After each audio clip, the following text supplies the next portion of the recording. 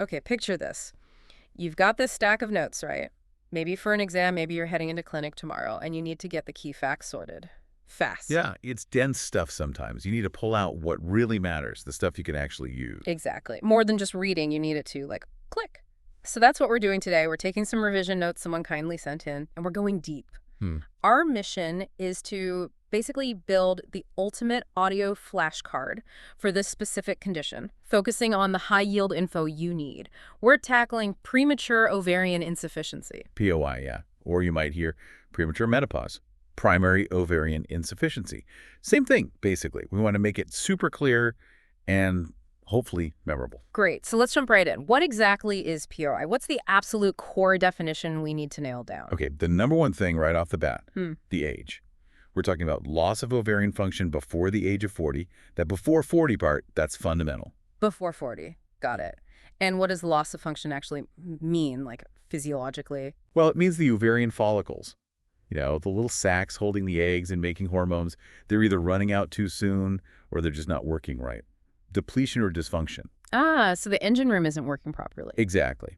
And because those follicles are the main estrogen factories, when they falter, you get this specific hormonal picture. Which then causes the symptoms people experience. Precisely.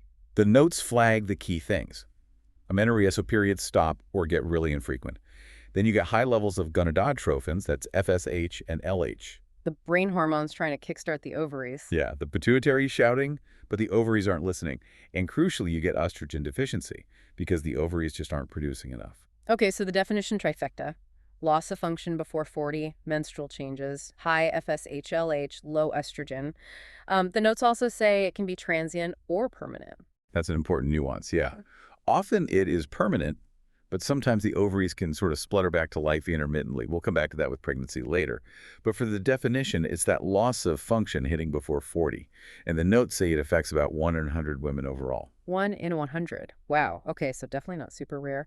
What about the UK specifically? The notes had some stats for different age groups. What should we remember? Right. For exams or UK practice, these are useful. The estimate is about 1 in 1,000 women under 40. 1 in 1,000 under 40. Yeah. And another figure they give is at least 1% of women under 40 affected.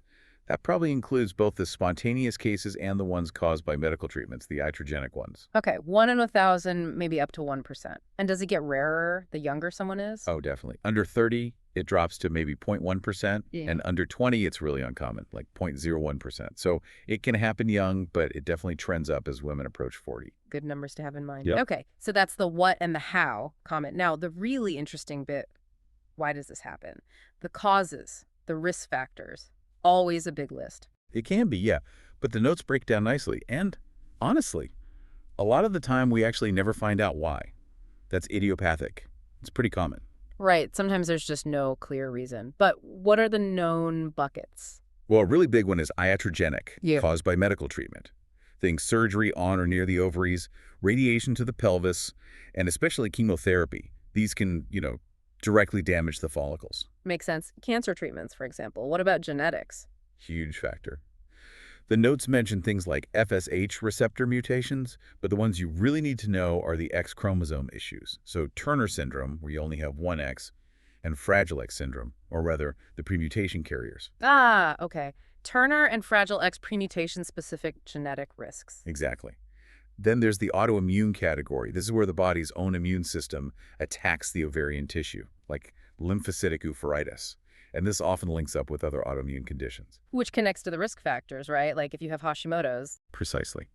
Notes list things like Hashimoto's thyroiditis, Addison's disease, that's adrenal failure even, type 1 diabetes as risk factors. It's why checking for these is part of the workup. Infections are also mentioned as possible causes, things like mumps or TB, though maybe less common causes these days. Okay. And any other risk factors popping out from the notes? Yeah, a big one is family history. If your mom or sister had POI, your risk is higher.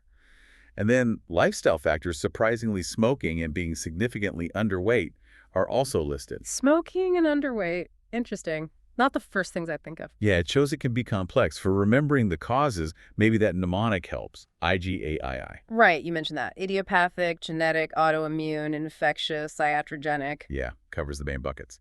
And the risk factors often just mirror those causes, the genetic syndromes, the autoimmune history, past treatments, family history. plus smoking and low weight. That IGAAI is useful, definitely locking that away. Okay, so we have the potential why. What's actually going on inside the pathophysiology? The notes seemed pretty direct on this. Yeah, they kept it simple, which is good. Basically, fewer working follicles means less estrogen and other hormone production. Simple as that. Less production capacity leads to the shortage. Exactly. And it's that lack of estrogen that messes up the menstrual cycle feedback loops and causes all those systemic symptoms. The initial trigger might differ, genetic, autoimmune, whatever, but the end result is this low hormone state.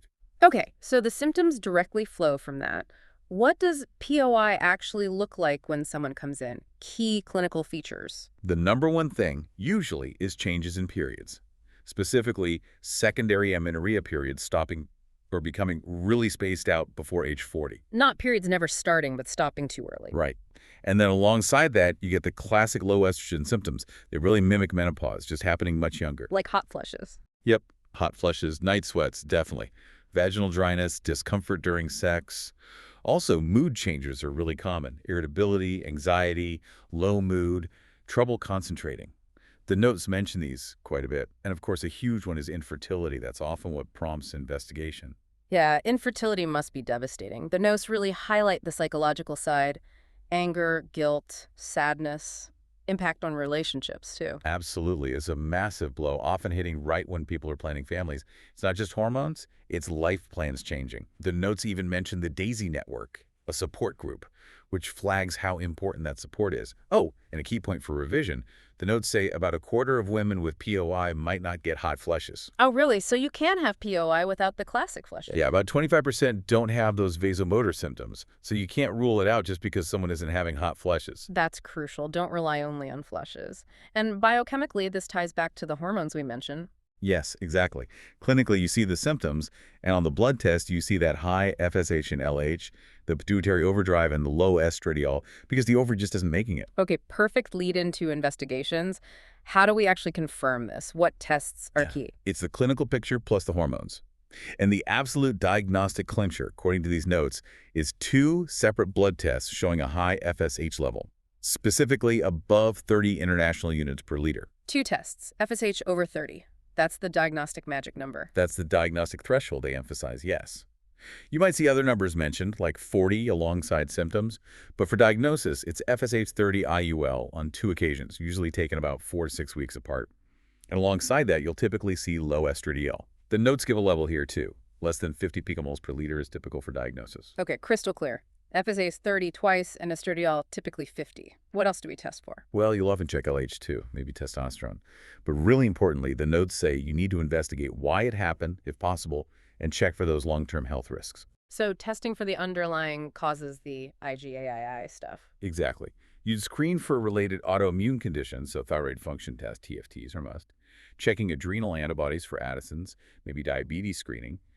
And genetic testing is really important, especially if it starts very young or there's a family history. Like the Turner and Fragile X tests? Yes, a karyotype for Turner syndrome and the FMR1 gene testing for Fragile X premutation. The notes specifically highlight Fragile X testing if onset is early, if there's family history of POI, or any background of learning difficulties. Makes sense. Connecting back. What about bone health? You mentioned risks later on. Yes, a DXA scan, the bone density scan is recommended, especially if someone's gone untreated for a while, because bone loss can happen quite quickly with low estrogen. A transvaginal ultrasound might sometimes help see the ovaries, but it doesn't diagnose POI itself. And genetic counseling for family members might be relevant if a genetic cause is found. Okay, so a thorough workup to confirm and explore why. What about differentials? What else looks like this? Good question. You got to rule out other things causing irregular periods or hormone weirdness. The notes list a few key ones. Like? Well, other reasons for the ovary itself not working, though POI is the main one. Then, problems higher up in the brain's control system, the hypothalamus or pituitary. Think functional hypothalamic amenorrhea from stress or weight loss, or even a pituitary tumor, though rarer. So central causes, not ovarian. Right. Also, thyroid dysfunction, an underactive or overactive thyroid can really mess with periods, and polycystic ovary syndrome, PCOS. PCOS causes irregular cycles too, but the hormone picture is usually different, right? More androgens. Exactly. Low estrogen isn't the main feature of PCOS typically, so the differentials help you think. Is it the ovary, the brain signal, or another gland like the thyroid? Okay, rule out the mimics. Right, we've defined it, diagnosed it, looked at causes. Now, management arguably the most crucial part for the patient. How do we help? Yeah, the goals are pretty clear from the notes. Relieve symptoms, protect long-term health, bones, and heart, especially deal with fertility, and provide that vital psychological support. And the absolute cornerstone treatment, hormone replacement therapy, HRT. HRT. Okay, this is huge. And the notes made a really critical point about the risks, didn't they? Especially for younger women with POI. This is probably the single most important take-home message from these notes, I think. They state very clearly the risks you hear about with HRT in older postmenopausal women, like slightly increased risks of breast cancer or clots, those risks do not apply in the same way here. That's a massive distinction. Why is it different? Because for women with POI, you're not adding hormones decades after menopause started. You are replacing hormones that their body should be making naturally up until the average age of menopause, which is around 51. So it's physiological replacement, not extra hormones later on. Exactly. And the notes stress that continuing HRT, or sex steroid replacement as they call it, until about age 51 is necessary. The benefits for symptoms and, crucially, for preventing those long-term problems like osteoporosis and heart disease vastly outweigh any potential risks for this age group. Wow. So HRT is actually protective and essential here, not something scary. How long should they take it? Until around age 51, basically mimicking what would have happened naturally. The notes suggest either standard HRT preparations or maybe the combined contraceptive pill, though they do note to consider CHC risks. Sometimes slightly higher estrogen doses are needed for symptoms compared to standard menopause HRT. Okay, until 51. What about contraception? Does HRT cover that? Absolutely critical point. No. HRT does not act as contraception. This is vital because remember that possibility of intermittent function. Right, the 5–10% chance of spontaneous pregnancy. Exactly. So if pregnancy isn't wanted, reliable contraception is essential, separate from the HRT. The notes mention combining estrogen HRT with a progestogen-releasing intrauterine system, like the Mirena coil, as one good option that covers both endometrial protection and contraception. Okay, HRT for hormones. Separate contraception if needed, maybe an IUS. What else is key in management? It really needs a multidisciplinary approach. Addressing the psychological impact, anxiety, depression, grief is vital. Lifestyle is important too. Diet, exercise, not smoking to help reduce those long-term cardiovascular and bone risks. And fertility. Well, the notes are quite direct that for most wanting to conceive, egg donation is usually necessary. So HRT medically plus holistic care, mental health, lifestyle, and realistic fertility counseling often pointing towards egg donation. Okay, what about the long-term picture, prognosis, complications? The prognosis really depends on getting the right management. The notes are clear. Long-term HRT up to age 51 dramatically improves the outlook. It helps symptoms now, yes, but critically, it significantly cuts down those future health risks. So managing it well isn't just about feeling better day to day. It's preventing serious issues down the line. What are those big complications if it's not managed well? The notes list the big ones. Yeah. Infertility, obviously, and the ongoing psychological distress. Medically, the major concerns are osteoporosis, bone thinning. And the notes say bone loss can be quite rapid, like within 4 to 5 years of onset if untreated. Wow, 4 or 5 years, that's quick. It is. Also, a significantly increased risk of cardiovascular disease, heart attacks, strokes, higher mortality from heart disease is mentioned, and there's also a potential risk of cognitive impairment later in life. Bones, heart, brain, all hit hard by that lack of estrogen long term. Pretty much. And just to circle back one last time, that 5–10% chance of spontaneous pregnancy even after diagnosis is reiterated. It just underlines why that contraception chat is so important if pregnancy isn't the goal right now. That 5–10% figure is fascinating, isn't it, given how final the diagnosis can sound? Yeah, it shows insufficiency is maybe a better word than failure sometimes. But it also means you can't give false hope for most. Achieving pregnancy will need intervention like egg donation. The key message, though, while untreated POI has serious consequences, consistent HRT up to the normal age of menopause changes that outlook dramatically for the better. Okay, fantastic. That was a proper deep dive into those POI notes. We've covered the definition before 40, the hormone picture. High FSH LH, low estrogen, irregular periods. We hit the UK prevalence, the IGAAI causes idiopathic, genetic, autoimmune, infectious, iatrogenic, and the risk factors. Yep. And the pathophysiology, basically low estrogen causing the problems. The clinical picture, including the psych impact and that 25% without hot flushes, plus the key diagnostic tests, FSH 30 twice and low estriadol 50. Then the management HRT being the absolute cornerstone until age 51, understanding its replacement and beneficial in this group, plus the need for separate contraception, psych support, lifestyle, and often egg donation for fertility. And finishing with the long term. Serious risks if untreated bones, heart, brain, but huge benefits from proper HRT management. And always remembering that small chance of spontaneous pregnancy. Thinking about that 5–10% chance, it really highlights the complexity, doesn't it? It means conversations need to be nuanced, covering contraception carefully, but also acknowledging that while unlikely for most, the deal isn't absolutely definitively slammed shut by the diagnosis itself in every single case. It requires sensitive handling. Understanding all these points from the notes is what makes for really informed practice. Absolutely right. And if you want more high-yield revision materials like the notes we've discussed today, definitely check out PassTheMSRA.com and FreeMSRA.com.